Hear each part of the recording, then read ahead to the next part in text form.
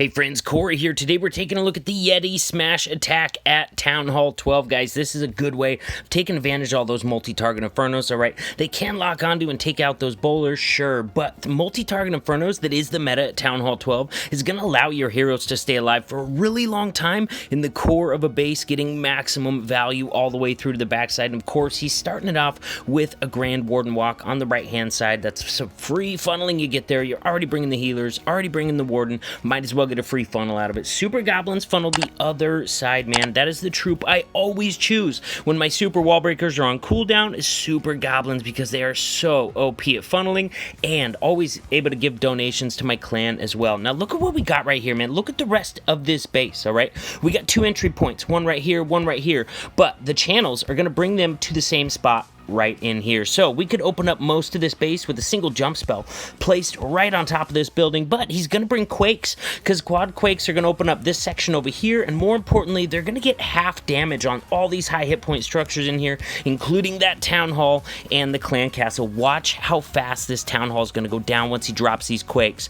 Boom, there it goes. Grand Warden ability goes off. That gets that town hall down a lot sooner. It keeps it from getting even more damage in on your Yetis and bowlers. And I don't know about you guys, but something I struggle with is popping that Grand Warden ability just a little bit too early on my Yeti smashes, and my troops end up eating the Town Hall blast. A lot of times they're slowed down right in front of that Town Hall by clan castle troops, ground skellies, that sort of thing. So if you miss that timing, man, those quad quakes can help you get that Town Hall down a lot faster, all right? Now, backside was interesting on this. He sent Yetis in a blimp to take out this section. It had a multi-target inferno in it. A lot of times you're going to be using hogs on the backside. So I like the Yeti choice here because you know there's spring traps in here where that multi was, all right? Hogs would have probably just got sprung. Maybe wouldn't have even cleared that entire section and probably would still be dead at this point. But looking at the rest of this base, he's got no back-end troops, no hogs left, no loons left. He could really use a loon or two right up on this Tesla that could clear out these defenses, and he could have got a wizard started on this side, cleaning up down. Could have done the same thing probably with two loons over here. So having some back-end troops can be a real key to not running out of time on these attacks. As it is, Tex is going to get it. He's going to get a little bit of a split here. He had one of those Yetis go up, and it's going to be able to take out this archer tower with the Yeti mites, gets the rest of his cleanup troops over there, and the rest of his troops split off and go to left. But what you end up with sometimes is a situation where all your troops go one way, and they can't get back to that far side in time, so bringing a few back-end troops like hogs or loons can oftentimes be the key to securing that 3-star attack. As we start on this next example, guys, it's going to be very important that you watch every single one of these examples, because all bases are different, and the more you watch, the more ideas, tips, and tricks you're going to get to use in your attacks, giving you a better chance at bringing those 3 stars. Also, guys, for the grand finale, I've got a lightning spell Yeti attack at Town Hall 12. It's pretty special, man. You're going to want to hang in there for that, all right? We got fxdx 14. That's a mouthful. Coming in for the Royal Redcoats. He's going to also take a bit advantage of that free funnel from the Grand Warden Walk. He's just waiting for it to finish up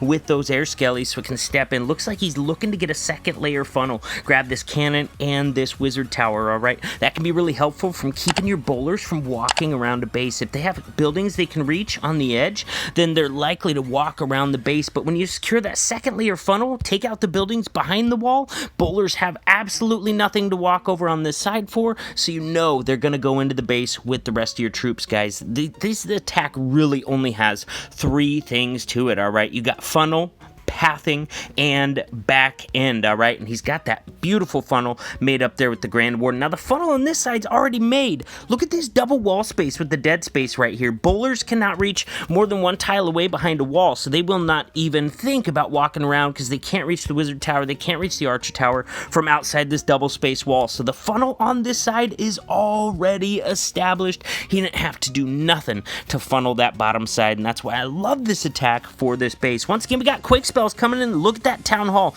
It's down to almost half health before the troops even hit it. You know that's going to allow them to get it down much faster. There's the Grand Warden ability. Down goes the Town Hall. Oh no! His hogs! Out of that out of that siege barracks. We're right there for the town hall blast, man. That is not the kind of timing you want, bro. Oh, that is bad luck. So his back end troops are already gone at this point. He uses the heal that he brought for the hogs on his yetis, bowlers, and heroes in the middle. Look at this, man. If we could put these heroes, especially the queen, right next to these multi-target infernos, she's going to be able to take them out no problem. Oh my gosh, she doesn't even have to pop her ability because healers have already swapped to her. Look, we got a single loon coming in on the backside while the king is distracting these defenses. It's already taken down a cannon. Not quite going to get that archer. You got that archer tower down with it too, and we got more troops moving through the backside. Can you imagine if those hogs would have survived, just how smashed this base would have been? We still got yetis and bowlers alive, beating through the base. They're still tanking for the queen. She still has her ability intact at this point. BK is still up, helping to clean up on the outside, guys. Nothing is going to be able to stop this attack, man. We still got these troops and heroes being healed back up to full health by these healers. Guys, this base just got annihilated. That was some beautiful pathing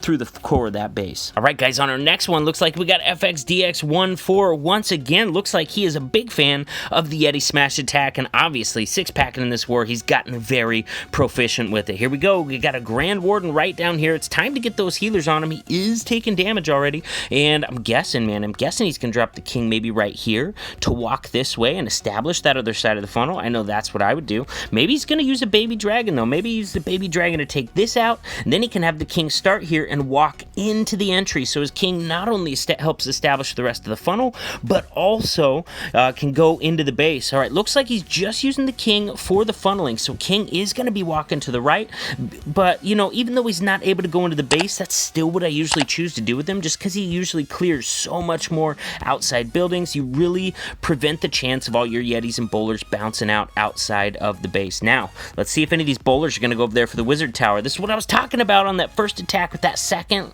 layer funnel. They can reach this wizard tower, so yetis are going to go in since they can't reach the wizard tower, but bowlers are going to split off to the right after that wizard tower. Oh, the ground CC troops are going to keep the bowlers busy. Now we're getting that split that we talked about. Once again, Quake Spells got that town hall down to just a little bit above half health, so his troops are able to get it down under rage with just like one breath from those bowlers. And here we go, moving through the core of the base. He's got to jump to open up the backside. It's not quite far enough to open up this multi-target inferno. I think if he would have played that jump a little bit different right on this tile right here, he could have opened up that backside multi-target inferno as well. But a lot of times when you're in the middle of an attack, all right, and the place that you planned on precisely placing your jump, a lot of times you're scrolling over, clicking the jump, throwing it on the base, and you don't have that precise placement you're looking for. Look at this, man. We got the hogs coming out of the siege barracks, taking out that multi-target inferno. I can't believe that thing was still alive, man. The only reason that thing's still up is because Queen decided to bounce outside of the base off to the left, so he's gonna have to rely on his troops. Oh man, right about now I bet he's wishing he would have opened up this access to this multi-target inferno, because these remaining ground troops would have gone right over that jump right to it. Let's see, man, this one's gonna be close. It's gonna be up to those backside hogs to get this base taken out. That bomb tower and two, oh my god, another giant bomb. The multi-target inferno looks like Queen's gonna have to finish off this multi. Oh my god, you guys, that was a close one, but still a triple. Once again, we had great funneling, great pathing, and then some support on the backside with the hogs coming out of the siege barracks and a heal to keep them alive to help finish off that attack. Alright guys, here is the example that I've been dying to show you. Check out this army composition. We got a pretty standard Yeti smash, but look at those spells. He's got 5 lightnings and 1 quake spell. Watch what he's gonna do with those, man. Over on that right hand side, zaps in his funnel. Guys, zaps his funnel. He got the second and third layer already established. So that first layer made up of those outside buildings, he's just going to send his king into the left. King is going to be able to join his troops. So he's got that free funnel on the left. He had a kind of expensive funnel on the right, but it is an amazing funnel, all right? It funnels the inner and outer layers, keeping your troops moving through to the town hall. Look at this pathing.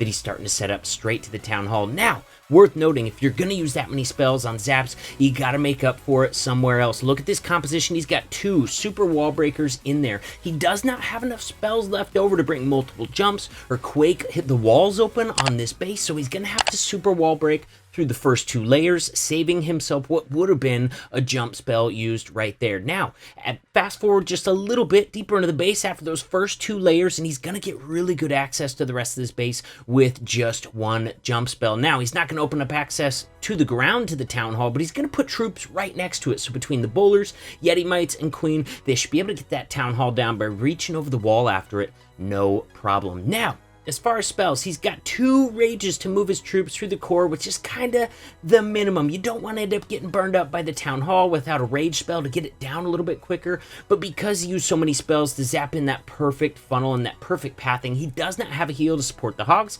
You know what? And that can be okay, all right? Sometimes your hogs are going to hit a ton of spring traps and they're gone anyways, and you don't get any value out of that heal. So hogs are still going to be able to clean up a few defenses over there, but they're ultimately going to die, leaving it up to the rest of these troops to see if they have enough time. Now, he's got plenty of troops. He's only got 1 path around the outside of the structures there, so he's going to be able to get the rest of these defenses, no problem. Right now, the problem defense up there is going to be that single target Inferno. It's a really good thing he still has his Queen ability left, because that way if that single locks onto his Queen, he can pop her ability and get it taken out. Sure enough, Queen is hitting her favorite target, the wall, but she's actually hitting the right one, going for that final single. Oh, wait, nope, she saw a squirrel. She got distracted by air skellies, pops that ability, gets the final defenses down. If you haven't subscribed to my channel yet, click that button right over my shoulder. If you're already a subscriber, then check out that video on the other side of the screen, and we'll keep hanging out.